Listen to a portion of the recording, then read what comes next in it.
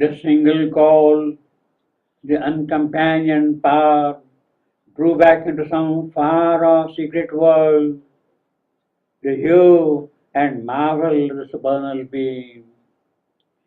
She looked no more on our mortality.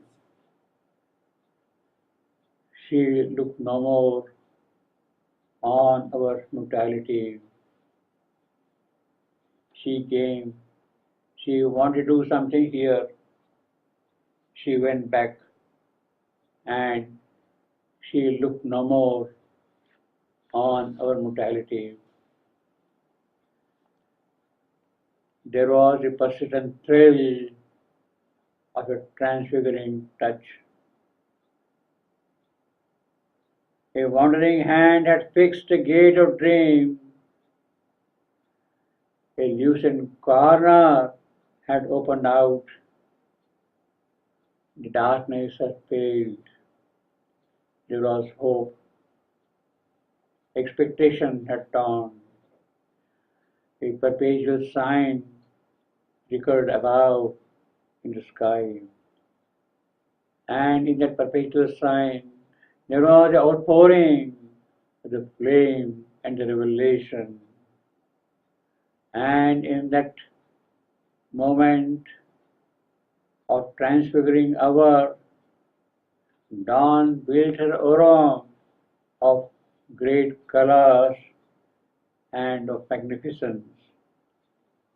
It seemed that Epiphany had almost disclosed itself here. Almost it was disclosed upon earth. A great expectation arose. In its wake of that expectation, of the dawn, building the aura of magnificent hues, in that expectation, in its wake, the omniscient goddess appeared on the verge, on the horizon. She felt things were ready enough for her feet, for the gods to follow in her wake. In fact, there was a welcome jubilation all around. But here, in this world of ours, truth rides on a shadowy back of doubt. Something uneasy was felt by the omniscient goddess. Something not yet fully ready, fully prepared for her being accepted here in the fullness. And she went back.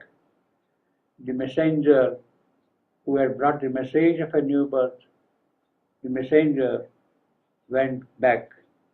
The omniscient goddess withdrew. But even while she withdrew, she left a yearning here behind.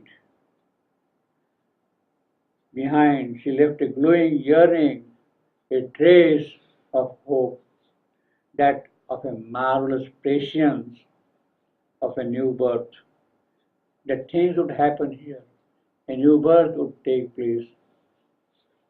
She left that yearning here behind. The way the divine soul lived in the depths of matter, something of his own there, in the same manner, the omniscient goddess left her glow here behind. The messenger went back. There was no more the call. The lonely power, the omniscient goddess, went back to her secret world. She withdrew. She went back to her secret world. Only a little godlight can stay here. She had to go back because there is no capacity for the soul of the earth to hold her greatness, to hold the greatness of her light. Only a little the God light can stay here. She went back, and there was again the common earthly day here, the routine, the same thing again and again. Although there was the trace of that yearning of that new birth here, there was all around only the common earthly day. There was the common earthly light again, free from the fatigue of routine things.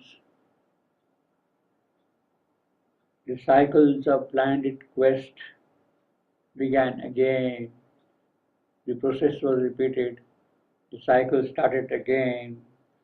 It is under these conditions when there was only the common light of the earthly day that Savitri arrives.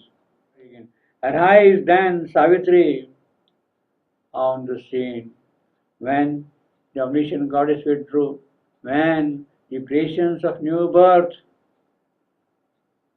was seeded here in this creation, the possibility was shown here.